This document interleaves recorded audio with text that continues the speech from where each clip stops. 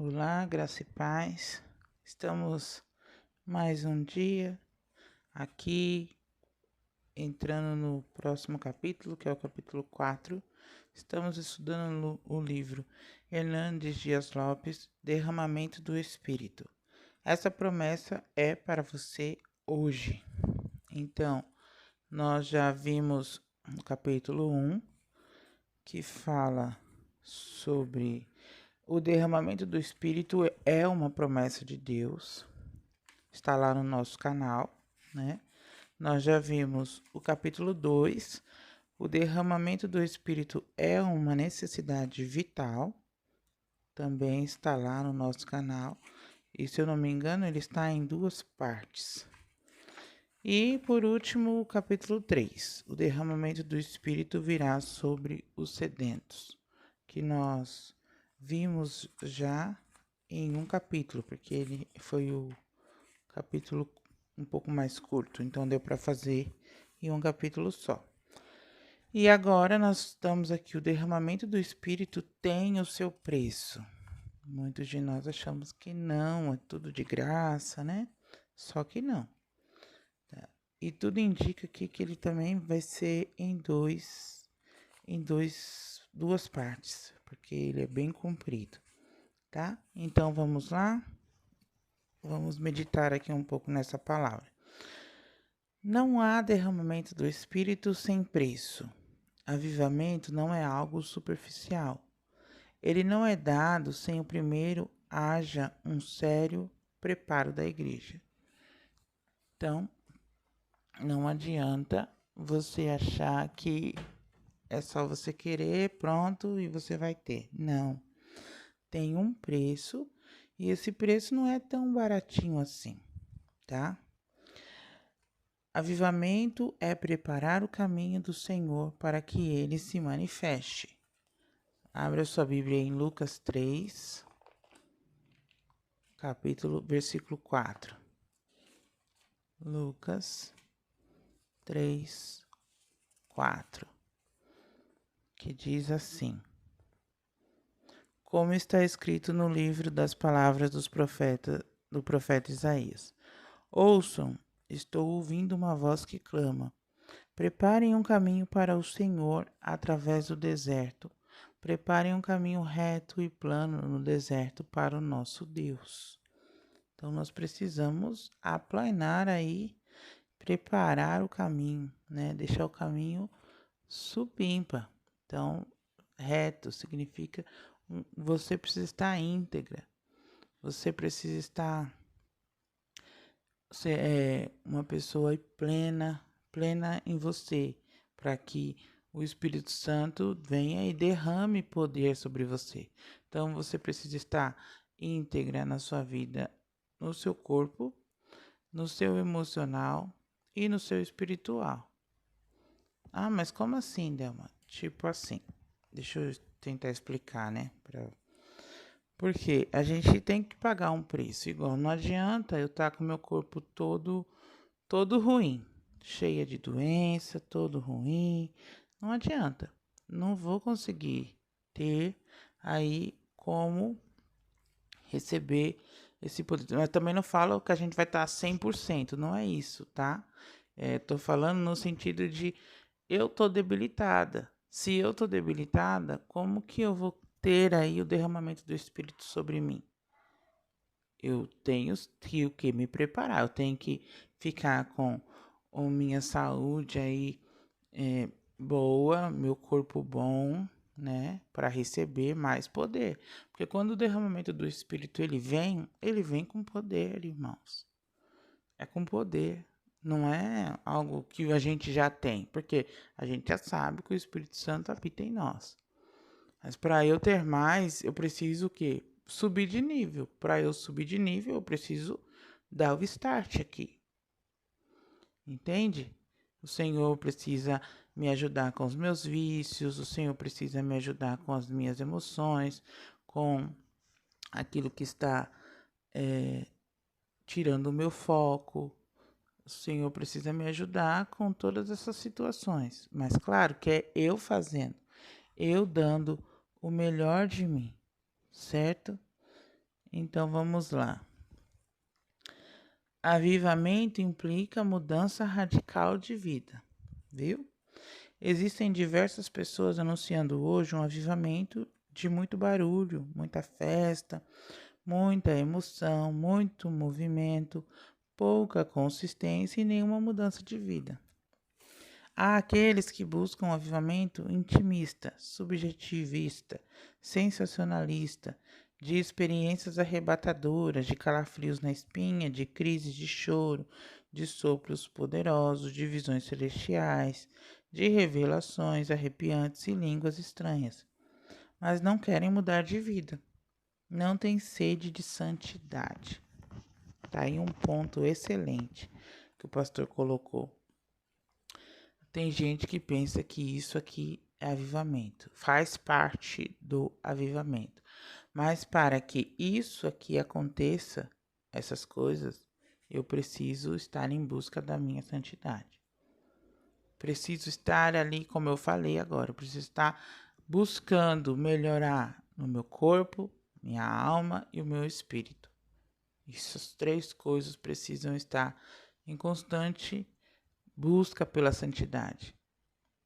Porque para o Espírito Santo vir com plenitude, eu preciso estar com essas três coisas aí alinhadas. É difícil, por isso que ele falou, não é algo superficial. Não é algo que não tem preço nenhum. Tem, você vai renunciar suas vontades, você vai renunciar os seus desejos, né? Você vai até mesmo renunciar no sentido de tirar a família, tirar tudo da frente e colocar Deus no lugar dele. Não estou falando que você vai negligenciar, é diferente, tá? Estou falando que você vai deixar Deus no lugar dele, de fato, e aí você vai alinhar as outras coisas diante de Deus, certo? Uns estão confundindo avivamento com dons espirituais. Os dons são importantes, são contemporâneos, são distribuídos soberana e livremente pelo Espírito Santo, mas a presença deles na igreja não é evidência de avivamento. Não mesmo. Não é. Tá? Muitos têm os dons, mas não produzem o fruto do Espírito. Tem carisma, mas não tem caráter cristão. Isso é pura verdade. Certo? Muitos têm os dons porque foi concedido pelo Senhor. Mas isso não significa que ele não tem aí a obrigação de produzir o fruto do Espírito. Ele tem a obrigação de produzir o fruto do Espírito. Ele tem a obrigação de ser uma pessoa diferente, melhor. Mas muitos não levam isso a sério. E aí, a igreja de Corinto era dotada de todos os dons, mas era imatura e carnal. Verdade. Vemos hoje muitas pessoas buscando o dom da variedade de línguas, entendendo que ele é a evidência do batismo com o Espírito Santo, a prova irrefutável do revestimento do poder e o selo distintivo do avivamento. Não é este, obviamente. O ensino do Novo Testamento, a evidência do poder do Espírito, manifesta-se numa vida santa e comprometida com o testemunho ousado do Evangelho. Super verdade. As pessoas valorizam tanto o batismo com línguas, né? A variedade de línguas e tal, as línguas estranhas, é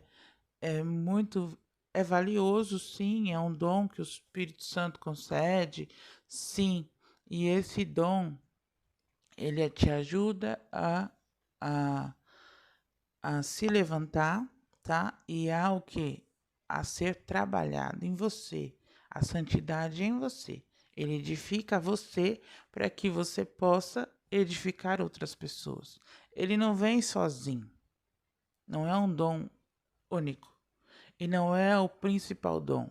é um dom que nos ajuda a nos melhorar, nos ajuda a ter é, é, uma fé mais genuína no Senhor, uma fé íntegra. Ele nos ajuda a, a crescer espiritualmente. Dessa maneira, você tem o Senhor, o Espírito Santo te aprimora e aí ele libera outros dons a você para que você edifique a igreja. Então, isso é importante, mas para que isso aconteça, você precisa o quê? Estar disponível para o Senhor. Porque não adianta eu edificar somente a mim. Adianta. Eu ficar aqui me enchendo. E aí? O Senhor vai olhar para mim, e aí? O que você vai fazer com tudo isso? Não vai adiantar. Eu preciso o quê? Edificar a vida dos irmãos. Só assim eu vou ter aqui essa santidade, vou ter uma vida plena com o Senhor e vou em busca do avivamento. Mas às vezes as pessoas ficam tão egoístas que guardam tudo para si. E aí tá errado. Isso aqui é um pouco de egoísmo, né? E é pecado. Outros confundem avivamento com o culto animado, com bastante som, música, muita agitação e pouca ordem, onde o que importa é sentir-se bem. Também está errado. Gente, é notório quando o Espírito Santo está presente. Mas o Espírito Santo tem que estar presente em todos os cultos, porque os cultos não é para ele, para Jesus, para o Pai, não é? Nós não estamos louvando e adorando ao Senhor? Então, se o Espírito Santo não está, se o Senhor, Senhor Jesus não está, se o Pai não está no culto, é só mais um barulho de culto. E não tem vida. Não tem vida esse culto. Possa estar cheio de barulho, mas não tem vida. É tão bom quando a gente sente o Espírito Santo junto de nós, no meio dos louvores, no meio da palavra. Você sabe que o Espírito Santo está trabalhando. Mas isso não significa também que ele está derramando o poder dele sobre nós. Também. Porque nós precisamos estar prontos. Ele estar presente, ele vai estar presente, porque é no meio dos cristãos. No meio dos cristãos. Ele já está aqui. Só que para ele liberar mais poder, precisa haver um buscar da nossa parte. Há ainda aqueles que andam sedentos por um avivamento de milagres, cura, exorcismos, sinais extraordinários, correm às igrejas, mudam de denominação, estão sempre atrás da bênção e se esquecem de ser bênção. Eita Deus! Erlo Stenge diz no livro Reavivamento na África do Sul: se você não é bênção onde está, será maldição aonde for. Que forte, hein? Então, é isso que eu acabei de falar. Às vezes eu tô aqui me enchendo e não faço nada com tudo que o Senhor está me dando. Uma palavra que Deus me deu uma vez foi que eu vou te preparar para que você ajude pessoas. Foi isso que o Senhor falou para mim. E eu ainda até falei com o Senhor, mas Senhor, eu não tô pronta, porque olha só como que tá a minha casa. Como eu vou ajudar pessoas? Aí o Senhor falou bem assim para mim: você vai aprender para ajudar pessoas. A sua casa eu estou cuidando. A sua família eu estou cuidando. Mas eu quero que você ajude pessoas. Como o Senhor é que direciona. Igual nesse estudo aqui mesmo, estou ajudando pessoas a entenderem um pouco mais sobre o derramamento do Espírito, sobre a palavra de Deus. Eu me sinto bem fazendo isso. Eu me sinto feliz fazendo isso porque eu sei que eu estou no centro da vontade de Deus. Ele me deu essa palavra. Então, eu ajudo pessoas. Eu ajudo pessoas no casamento, eu ajudo pessoas na criação de filhos. Muitas vezes nem sei como criar os meus ainda, estou aprendendo. Mas eu ajudo pessoas, eu oro por pessoas, eu intercedo por pessoas. Às vezes eu oro mais por pessoas do que por mim mesmo. Por quê? Porque isso é importante, irmãos. Isso é necessário, porque muitas vezes a gente está aqui, ó, no nosso próprio umbigo, vem a mim, vem a mim, vem a mim, vem a mim, e nada, e eu não compartilho nada, e eu não entrego uma palavra, e eu não oro por ninguém, e eu não abraço ninguém, e eu não ajudo pessoas. Não precisa ser muita coisa. Às vezes a gente sonha, né? Vou ser missionário lá não sei aonde. Mas eu não preciso ser missionário lá não sei aonde. Claro que se Deus me chamar para ser um missionário lá não sei aonde, eu vou. Mas se ele não chamar, não tem como eu ir. Por quê? Vamos supor, eu, Delma, só para vocês terem noção. Eu tenho um marido de quase 80 anos, esse ano ele faz 80 anos. Eu tenho uma filha de 11 anos e eu tenho um filho de 13 anos. Para que eu possa ir lá, não sei aonde, né? E ficar lá, se for uma viagem, ok, uma viagem voluntária, né? Se o senhor me der recursos e tal, eu vou, daqui 20 dias eu volto, beleza. Aí, ok, né? Tirando todos os empecilhos, o senhor dando o aval, eu posso ir.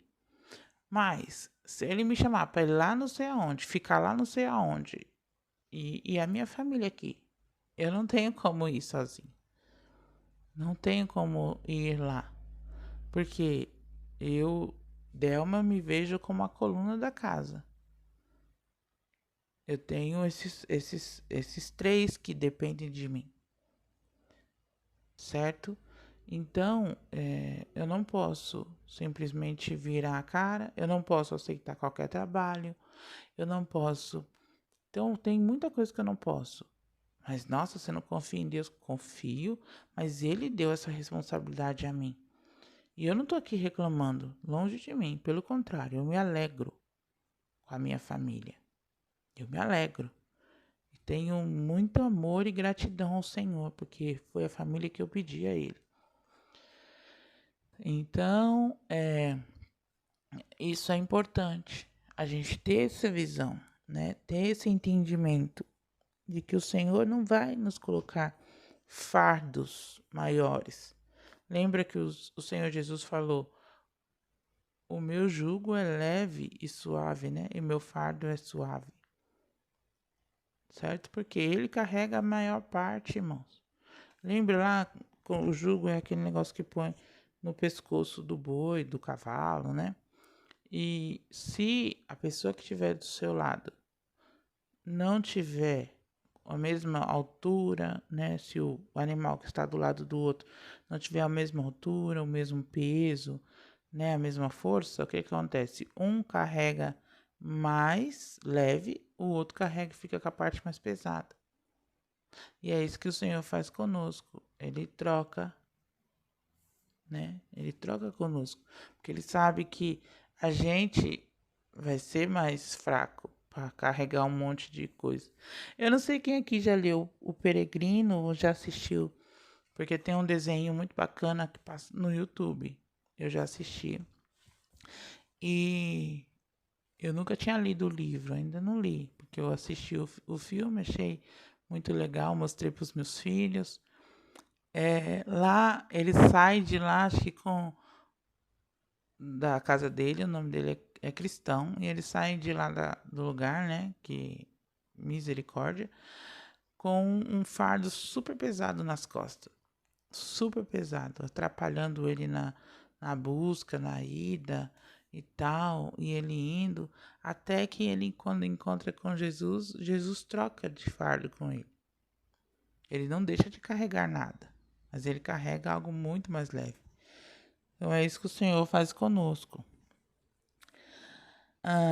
creio que o livro de Joel é um referencial para nós sobre o que é o derramamento do Espírito e o seu verdadeiro preço.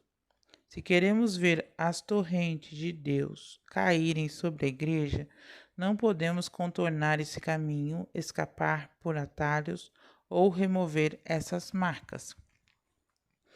Então vamos lá. Primeiro, o derramamento do Espírito é precedido de uma consciência de crise.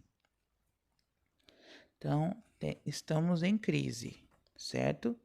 Joel está descrevendo uma crise avassaladora que sobreveio a Israel como consequência do juízo de Deus sobre o pecado do povo. Essa crise é descrita de 3 formas. Vamos lá. Primeira, vieram 4 bandos de gafanhotos. Então vamos lá, abre aí, Joel. É um livro bem curtinho no Velho Testamento. Tá, irmãos? Então, abre aí a sua Bíblia. Ele tá antes de Amós, depois de Oséias, tá? Oséias está depois de Daniel. Daniel, Oséias, aí vem Joel, tá? Então, Joel 1:4. Vamos lá.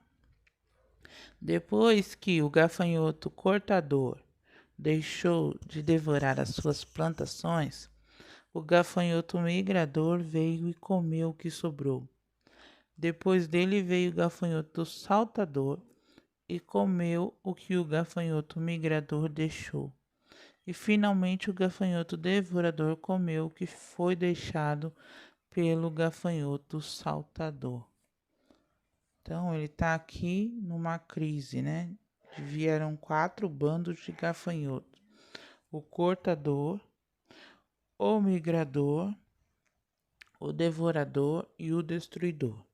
Esses agentes do juízo de Deus devastaram as plantações, deixando um rastro de desolação e morte. Difícil, né? Então, número 1, vieram 4 bandos. Número 2, veio uma seca implacável. Tudo isso dentro da crise, ó. Joel 1, de 10 a 18. Vamos lá, aproveita aí. Os campos estão vazios de colheitas. Em toda parte a terra pranteia. O cereal será destruído, o vinho novo e o azeite acabaram.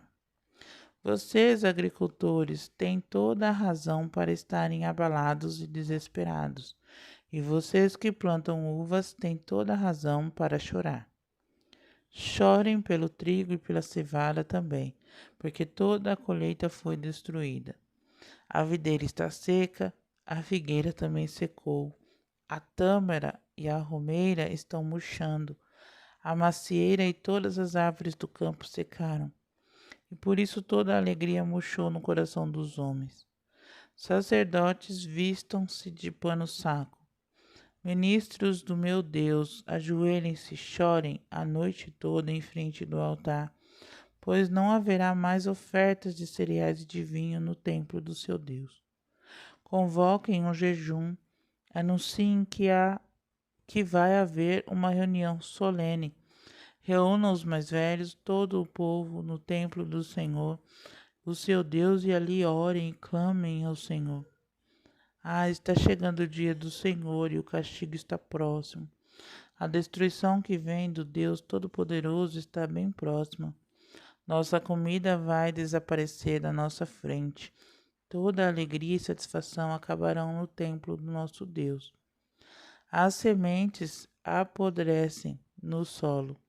Os celeiros e depósitos estão em ruínas e os cereais secaram nos campos. O gado muge de fome, os rebanhos andam inquietos, pois não há pastos para eles. Até os rebanhos de ovelhas estão morrendo. Uau, então assolação, né? Houve algo assim implacável mesmo. Assolou todo o país, deixando uma marca indelével de fome, miséria e pobreza. Tá vendo só? É um tempo de crise. E não está sendo diferente não, irmãos, do que a gente está vivendo hoje. Vamos ser bem sinceros. E 1:3, veio o cerco de um inimigo numeroso. Joel 1:6, vamos ver aqui. 1:6. Um grande exército invadiu minha terra. É um exército poderoso que não se pode contar. E seus dentes são todos afiados como os de leões, e suas presas são como de uma leoa. E 2, Joel 2, de 1-11. Toquem a trombeta em Sião, que o grito de alerta sejam ouvidos no seu santo monte. Que todos tremam de medo, porque o dia do julgamento do Senhor está chegando, ele está próximo. É um dia de escuridão e de sombras, de nuvens negras e trevas profundas. Que exército enorme! Ele cobre as montanhas como a luz da aurora. Como é grande e poderoso esse exército! Nunca se viu nada parecido e jamais se verá algo semelhante nas gerações futuras. À frente deles é a sua volta. Marcha o fogo. Antes de eles passarem, a terra parece o jardim do Éden, em toda a sua beleza. Depois que eles passam, parece um deserto arrasado. Eles destroem tudo, nada escapa. Eles se parecem como cavalos e são igualmente velozes. Olhem para eles, saltando pelos picos das montanhas.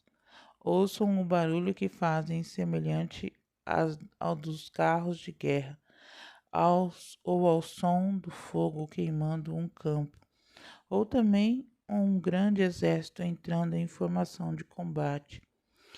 O medo toma conta dos povos que esperam seu rosto, ficam pálidos de pavor. Eles atacam com uma divisão de infantaria, escalam as muralhas das cidades como soldados escolhidos e bem treinados, murcham sempre em frente sem desviar-se do curso. Eles não se atropelam, cada um fica no seu próprio lugar e não há arma que possa detê-los. Lançam-se de repente sobre a cidade, sobem pelas paredes e invadem as casas, entrando pelas janelas como ladrões. Com o seu avanço, a terra treme e os céus são sacudidos. O sol e a lua escurecem, as estrelas deixam de brilhar. O Senhor comanda esse exército com um grito. Este é o seu poderoso exército, e todos obedecem às suas ordens. O dia do julgamento do Senhor é uma coisa espantosa, terrível. Quem pode suportá-lo? Então, esmagou o povo impiedosamente, expolindo e arruinando a nação. Então, foi algo assim, uma crise tremenda. É no âmago dessa crise dolorosa, no meio desse cenário de dor, de desonra, que Joel levanta sua voz para convocar a nação a buscar a Deus. Toda aquela tragédia era resultado do pecado do povo.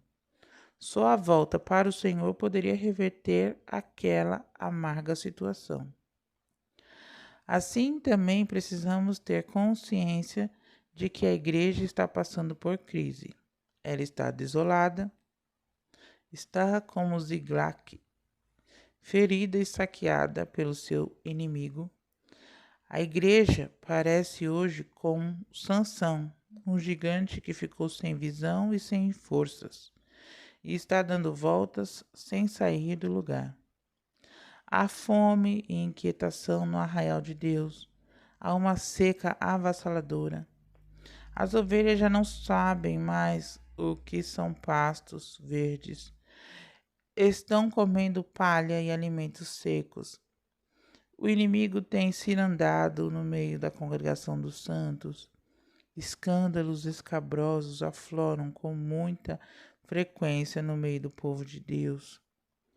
Há pecados ocultos e coisas horrendas sendo feitas e praticadas por pessoas que empunham o estandarte do Senhor.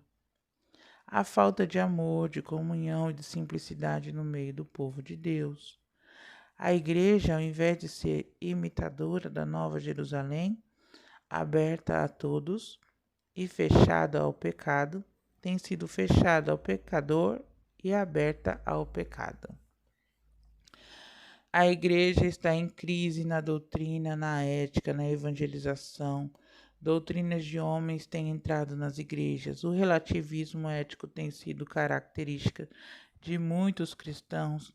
A igreja está sem autoridade, sem entusiasmo para evangelizar. Por isso está murchando, diminuindo em muitos lugares. Se queremos um derramamento do Espírito, precisamos primeiro compreender que estamos em crise e colocar nosso rosto no pó. Olha só que cenário, né? Então aqui, o nosso querido pastor, ele pontua algumas coisas de como está a igreja. E de fato, se você olhar, a igreja está dessa maneira.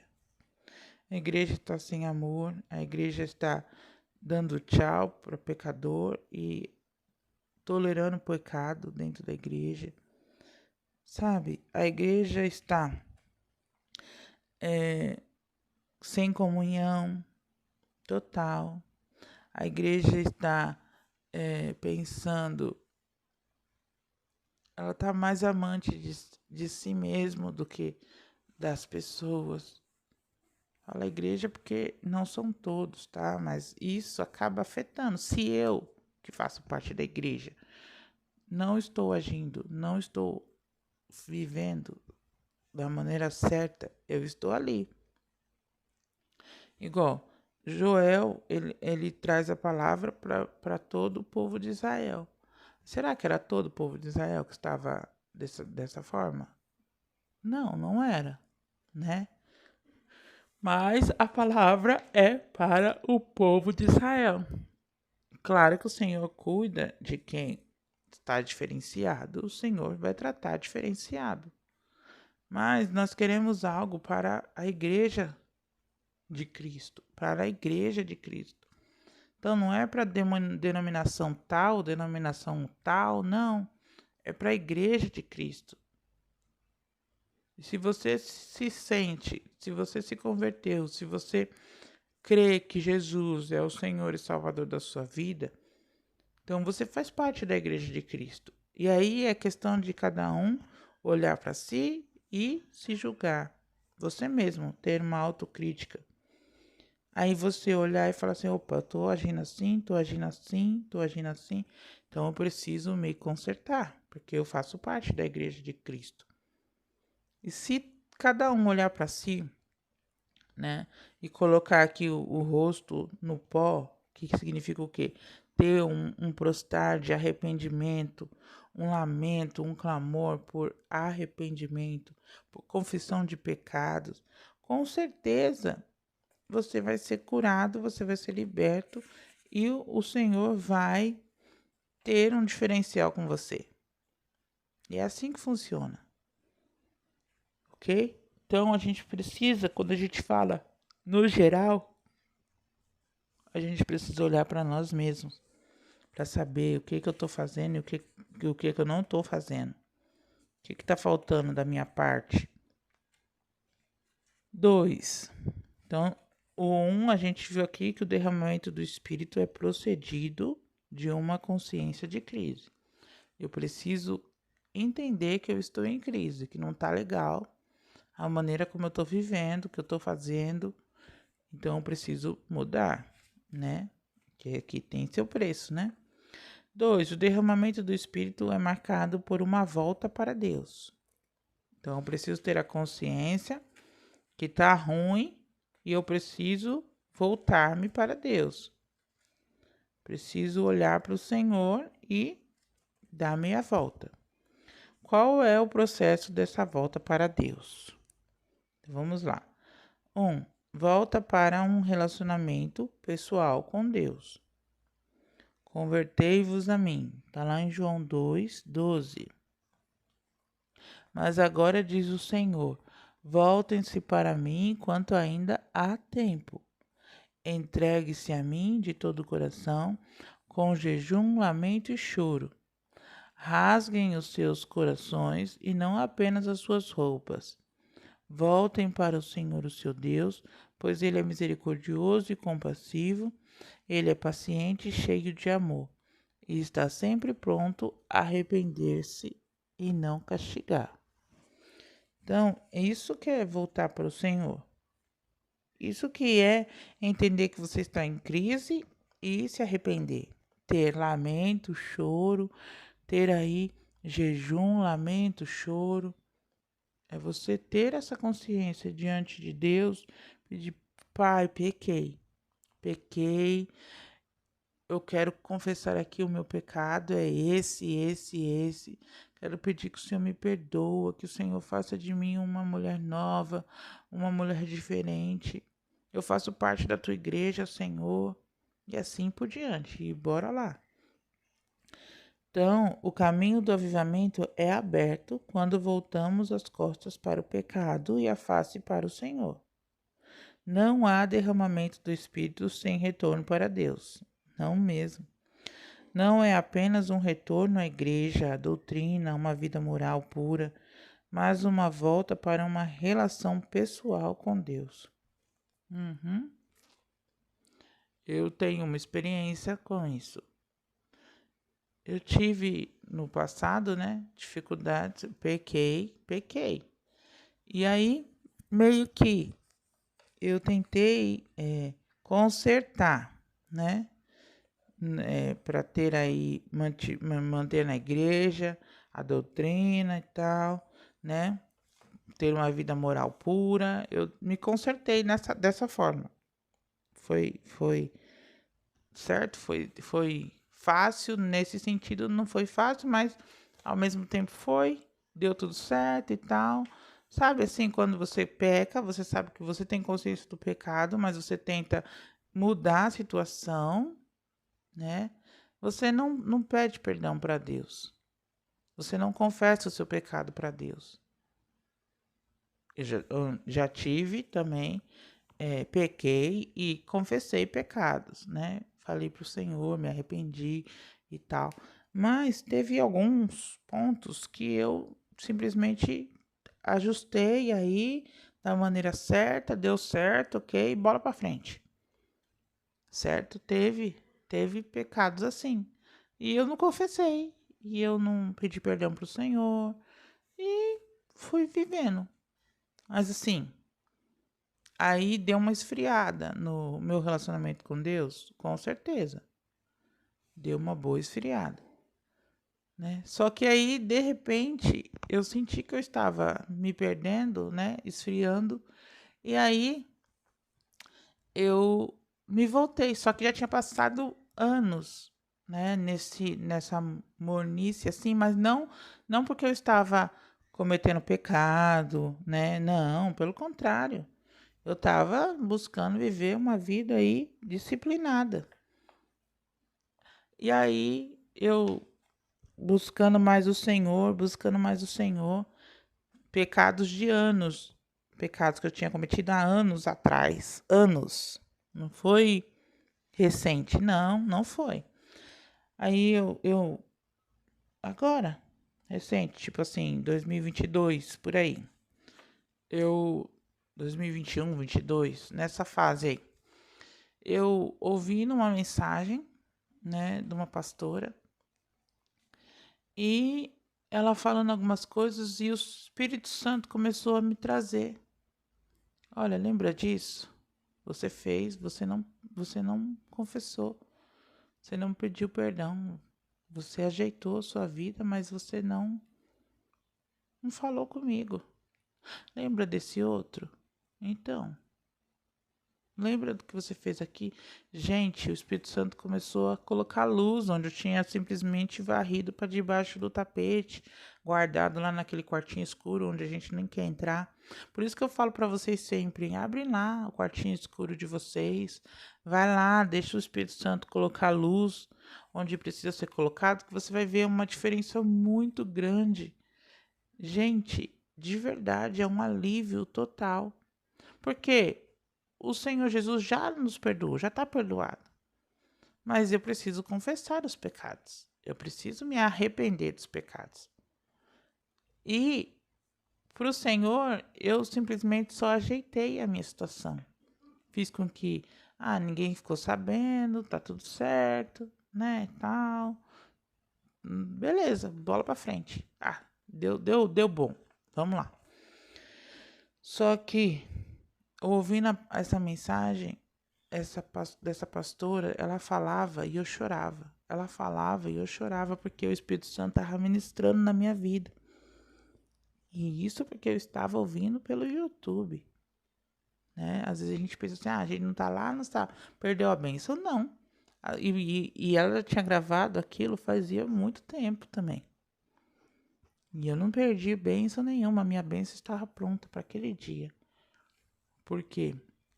O Espírito Santo ministrou em mim naquele dia. E não foi coincidência, não foi. Foi o processo que eu passei, o processo que o Senhor me deu, para que hoje eu pudesse estar aqui dando esse exemplo para vocês. Foi um processo de cura, porque falar sobre aqueles assuntos, aquele pecado que eu havia cometido e trazer à tona, né, foi um processo de cura para mim. E aí o Senhor, ele mostrou, mas ele não mostrou para me cobrar nada. Ele só falou, filha, você não confessou o seu pecado. E se você não confessa o mundo espiritual, não tem como, eu não tenho autoridade sobre isso na sua vida. Você não colocou diante de mim. Meu Deus, eu falei, Senhor, me perdoa. Naquele momento eu pedi perdão para o Senhor. Mas ele falou da maneira que era para eu fazer. E aí eu me arrependi, eu falei o pecado, me arrependi diante do Senhor. Mas ele falou assim, você tem que fazer algo diferente. E ele deu um modo de fazer. E aí eu fiz da forma como o Senhor me falou. Porque eu tinha ferido a igreja de Cristo. Eu tinha me ferido. Claro, eu me feri muito. Mas eu tinha ferido a igreja de Cristo. E eu confessei meu pecado para aquelas pessoas, para quem o Senhor mandou. Eu direcionou, né? E eu fiz. E foi bênção. Foi bênção, foi bênção. Foi algo assim maravilhoso. Entende? E você saber que você é livre. Você é livre no Senhor. Então é isso que o Senhor quer que nós façamos. O caminho do avivamento é aberto, mas a gente precisa desse posicionamento. Então não é apenas um retorno à igreja, como eu tinha feito, né? Vamos voltar aqui a praticar. É igual se o povo de Israel falasse assim, não, então vamos voltar a fazer a maneira que Deus falou, mas não teve um tempo de confissão de pecado, de arrependimento, não mostrou para o Senhor que estava arrependido. Simplesmente virou a página e voltou a fazer as coisas como era para serem feitas, que foi o meu caso, foi o que eu fiz, tá? Então não é apenas um retorno, não. Precisa sim, né, voltar-se para uma relação pessoal com Deus, que foi o que eu fiz. Voltei, confessei o meu pecado, porque eu já estava, né, nessa busca, mas o Senhor estava me limpando, me purificando. E aí é onde Ele me mostra. Olha, filha, isso, aquilo. Porque eu sou melhor que os outros? Não, pelo contrário, mexer com essas coisas dá trabalho. Dá trabalho, machuca. machuca. Sabe quando você vai limpar uma ferida? Pois é, dá trabalho, não dá? Dói, arde, mas precisa, não é? Então foi a mesma coisa aqui. A maior prioridade da nossa vida é voltarmos-nos de todo o nosso coração para o Senhor. É gozarmos da intimidade de Deus. Jesus, quando constituiu os 12 apóstolos, determinou-lhes prioritariamente que estivessem com ele. Só depois os enviou a pregar. O Deus da obra é mais importante que a obra de Deus. Ah, é verdade. O Senhor está mais interessado na nossa relação com Ele do que em nosso ativismo religioso. Muitos hoje estão como Pedro no Getsêmani, seguindo a Jesus de longe. Não querem se comprometer, não querem se envolver. Deus não tem sido o centro das atenções e das aspirações do seu povo. Cada um corre atrás do seu próprio interesse, como nos dias do profeta Ageu, e deixa o Senhor de lado. É por isso que precisamos desse derramamento do Espírito. E é verdade. Tem gente que diz que, eu sou cristão, mas vive lá no pecado, não, mas eu confio em Deus, mas eu sei que Deus tem o melhor. Aí o calo aperta e ele dá uma voltadinha para a igreja. Tem pessoas assim, irmãos. Infelizmente. Mas a gente tem que entender que é o Senhor quem nos limpa. Mas a gente tem que tomar a atitude de ir lá e tomar o banho no Senhor. Se Naamã não tivesse feito isso lá no Rio de Jordão e tomado lá os banhos que ele tinha que tomar, acho que se não me engano foi 7 banhos, né? Ele teria conquistado a cura porque ele só foi purificado na última vez. E ele foi meio que reclamando ainda. Tô dando aqui só um simbolismo, porque às vezes a gente tem que ir deixar o nosso orgulho de lado. Nosso orgulho, porque às vezes a gente fica, mas eu vou ficar fazendo, vou ficar não sei o quê. Vai, irmãos, vai sim. Vai fazer o que tem que ser feito. Vai pedir perdão para quem tem que pedir, vai perdoar para quem tem que liberar perdão, vai amar, vai buscar diferença no Senhor. Vai chorar aos pés da cruz. Mas não ficar aí achando que você é melhor do que os outros. Não, porque isso não vem de Deus, não. A gente tem que nos derramar diante do Pai. Se você quer algo melhor, se você quer mudança da sua vida, se você quer sair dessa mesmice, desse choro de todo dia, então levanta. Levanta e faz algo diferente. Porque tá legal, porque às vezes tá legal o sofrimento, né? Não sabe, tem medo do novo. Então vamos lá. 2:2. Volta com sinceridade para Deus. Então, é qual o processo? Volta para um relacionamento pessoal. E agora é volta com sinceridade de todo o vosso coração. Tá lá Joel 2:12, né? Que nós já lemos. São muitos aqueles que no momento de forte emoção, após um congresso, um encontro, um retiro espiritual, uma mensagem inspirativa, faz promessas lindas para Deus. Como tem. Compromete-se a orar com mais fervor, a ler a palavra com mais avidez, a testemunhar com mais ardor.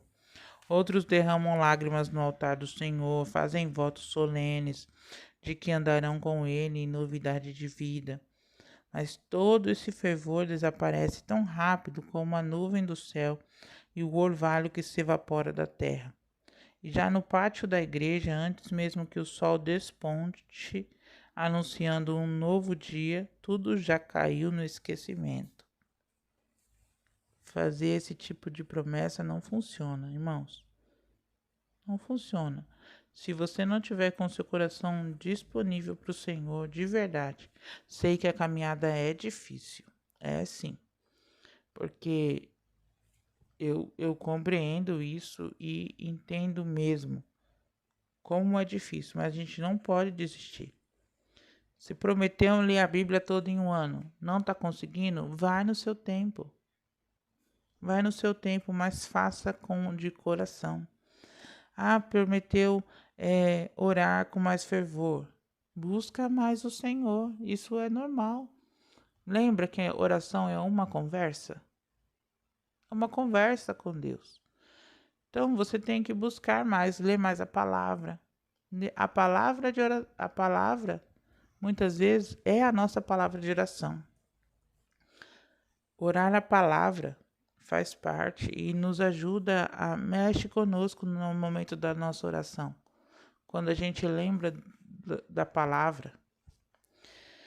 Os crentes hoje são muito superficiais, não levam Deus a sério, falam com frivolidade, prometem o que não desejam cumprir, honram a Deus só de lábios, negam-no com a sua vida e não se voltam para Ele de todo o coração. Há aqueles que só andam com Deus na base do arguilhão, só se voltam para Ele no momento em que as coisas apertam. Eita Deus! Só se lembram do Senhor na hora das dificuldades.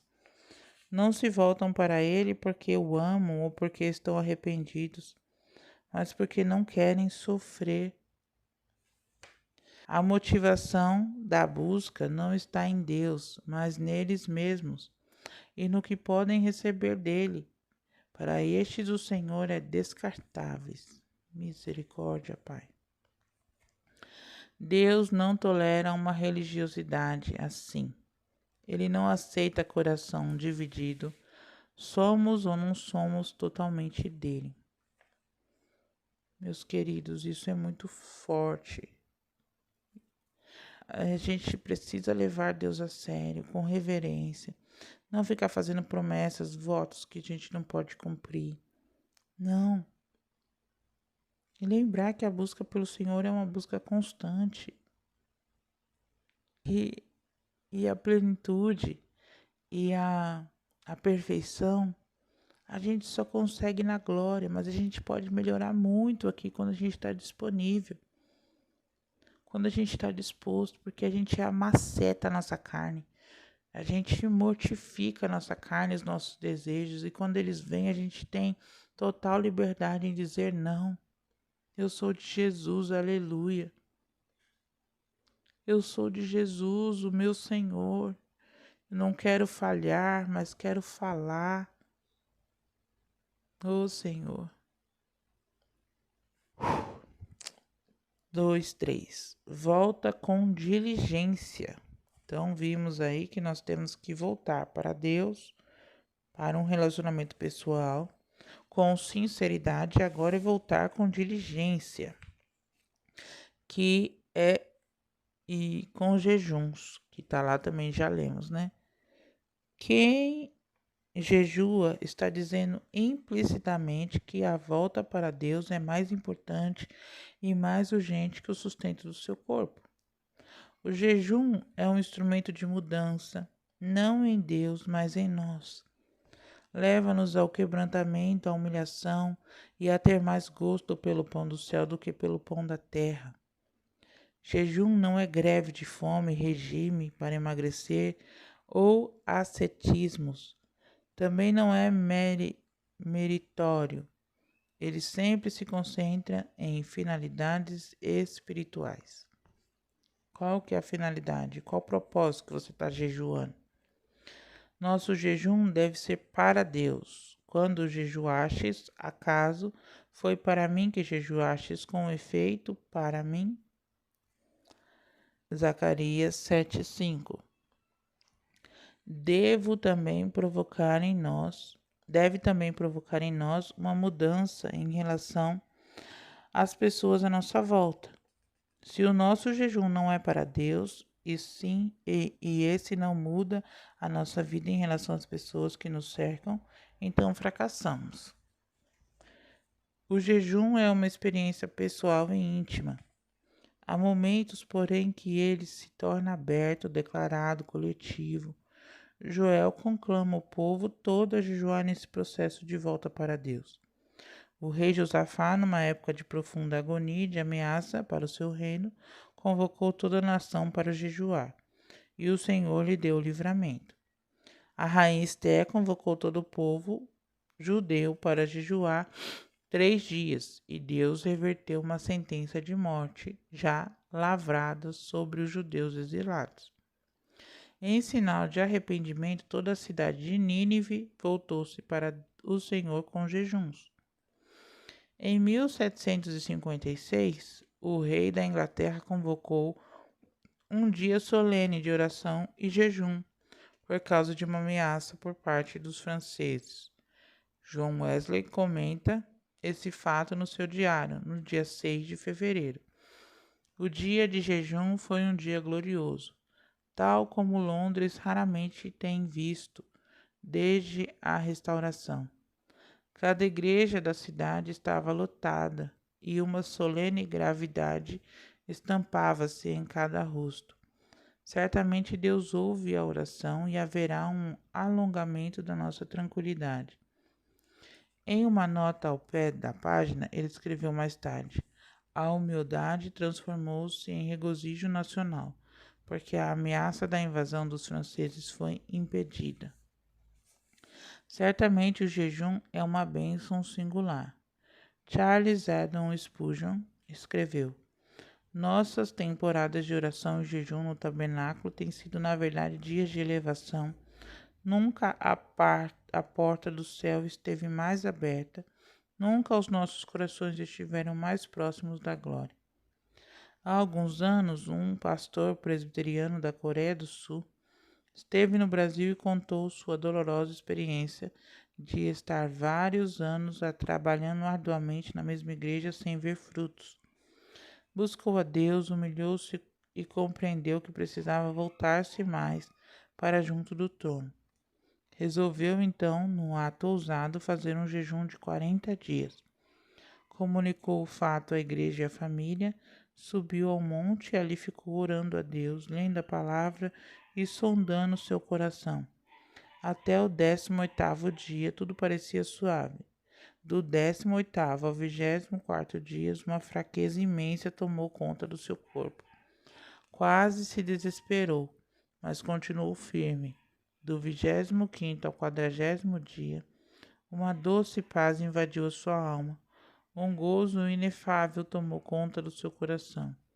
O céu se abriu sobre sua cabeça e ele glorificou o Senhor com alegria indizível. Após o jejum, reiniciou seus trabalhos na igreja. Seus sermões não eram novos de conteúdo, mas havia uma nova unção. A palavra de Deus atingia com poder os corações. De repente, a igreja começou a quebrantar-se. Os pecadores vinham de todos os lados. Em 3 anos, aquela igreja saiu da estagnação e já estava com 6.000 membros. Temos jejuado? Aqueles que aspiram a uma vida mais profunda com Deus não podem prescindir do jejum. Os homens que andaram com o Senhor triunfaram sobre o inferno. Foram pessoas de oração e jejum. Uau! Vou ser bem sincera. Antigamente eu nem sabia sobre o jejum. Sabia nada. Comecei a aprender alguma coisa sobre jejum de 2019 para cá, que eu comecei a caminhar com as meninas lá da sala de oração, e aí eu comecei a aprender mais sobre jejum. E jejum é algo muito importante na vida do cristão, irmãos. A gente muitas vezes, mas não é um mandamento. E só porque não é um mandamento, você não pode honrar a Deus? Será que a gente só tem que fazer porque é mandamento? A gente esquece desses detalhes. Que eu não preciso que haja um mandamento para que eu faça algo que vai ser bom na minha caminhada cristã. Vamos aqui. 2,4. Nós vamos até o 2,5, tá, irmãos? Que é o que acaba, depois vem o terceiro que vai ficar para o próximo áudio. Volta com quebrantamento para Deus, com choro e com pranto. O povo de Deus anda com os olhos enxutos demais. Muitas vezes desperdiçamos nossas lágrimas chorando por motivos fúteis demais. Outras vezes queremos anular as emoções da nossa experiência cristã. Achamos que o choro não tem lugar em nossa vida. É por isso que estamos tão secos. Se compreendemos o estado da igreja e a nossa própria situação e não choramos, é porque já estamos endurecidos. Temos chorado como Jacó chorou no Jaboque, buscando uma restauração da sua vida. Temos chorado como Davi chorou ao ver sua família saqueada pelo inimigo. Temos chorado como Neemias chorou ao saber a desonra que estava sobre o povo de Deus. Temos chorado como Jeremias chorou ao ver os jovens da sua nação desolados, vencidos pelo inimigo, e as crianças jogadas na rua como lixo. Temos chorado como Pedro por causa do nosso próprio pecado de negar a Jesus, muitas vezes por covardia. Temos chorado como Jesus ao ver a impenitência da nossa igreja e da nossa cidade. Conhecemos o que é chorar numa volta para Deus. Nosso coração tem se derretido de saudades do Senhor. Há tempo de rir e tempo de chorar. Creio que este é o tempo de chorar, não de desespero, mas de arrependimento. As lágrimas, a palavra de Deus diz que o Espírito Santo recolhe as nossas lágrimas. Ele recolhe, porque lá em Apocalipse tem a menção sobre isso. E quando a gente chora futilmente, acredito que essas lágrimas ele não recolhe, não. Essas lágrimas ele nem dá bola. É que nem um pai e uma mãe. Sabe assim, quando seu filho chora de arrependimento, chora porque se feriu, se machucou, você dá atenção, né? Chora porque tá com alguma dor, você dá uma atenção. Agora, quando o seu filho chora porque tá fazendo birra, quando o seu filho chora porque, ai, não quero isso, não quero aquilo, ai, não sei o quê, e chora, você não liga. Eu falo de mim, eu não ligo. Ah, chora mais, pode chorar, não tem problema não. Chorar faz bem para os olhos. Por quê? Porque essas não são importantes. Não, o menino tá bem, não tá doente, não tem nada, tá fazendo birra. Ah, então pode chorar, filho, pode chorar. Entende? É a mesma coisa que Deus faz conosco. Ah, isso é choro de arrependimento de verdade. Aí o Senhor vem e vem com força sobre nós. Ele vem e nos aconchega e nos abençoa. Sabe assim? E aí ele sabe por que você está chorando. Cada lágrima que a gente derrama de verdade por um arrependimento, porque nós estamos sofrendo, não um sofrimento acostumeiro já, porque ouvi o pastor falando que sofrimento ele tem começo e ele tem fim. Se você tá aí sofrendo e nada de encerrar esse sofrimento, meu querido, sinto muito. Você não tá querendo que esse sofrimento acabe. Porque ele tem começo e ele tem fim. O Senhor já sabia que iria morrer, mas ele fez o ministério dele aí durante 3 anos, né? Com muita alegria. Eu não imagino Jesus triste. Não. Imagino Jesus bem alegre. bem disposto, assim, em ajudar, na compaixão, com as crianças, sabe? Eu imagino Jesus dessa forma. Eu não imagino Jesus tristinho, sempre triste, não. Aí teve um momento da tristeza, quando ele já sabia que já estava, a hora chegou e bateu aquela tristeza no Senhor. Claro, quem não bateria? Se eu sei que eu vou me distanciar do meu Deus, que era o caso dele, ele sabia que iria carregar um peso, um fardo imenso, sofrer tantas coisas, e além de sofrer tudo aquilo, ele estaria longe do Pai, porque ele estaria em pecado. Em pecado não dele, pecado nosso. E com isso estaria o que? Longe do Pai. Sabe, isso é muito profundo, irmãos. E aí, quando a gente está longe do Pai, a gente tem sofrido por estar longe do Pai. Quando a gente peca e a ficha cai, e aí como que a gente tem? Que hoje a gente pode pegar, se arrepender e já seguir em frente. Porque o Espírito Santo já liberou perdão sobre as nossas vidas. E isso é gratificante. E aqui por último, volta com sinceridade para Deus. Rasgai o vosso coração e não as vossas vestes. Nessa volta para Deus, não adianta usar o subterfúgio da teatralização. Teatro, né? O Senhor não aceita encenação. Ele não se impressiona com os nossos gestos, nossas palavras bonitas, nossas emoções, sem quebrantamento. Diante dele não adianta usar fachada, fazer alarde de uma piedade forjada, como o fariseu. Ele vê o coração.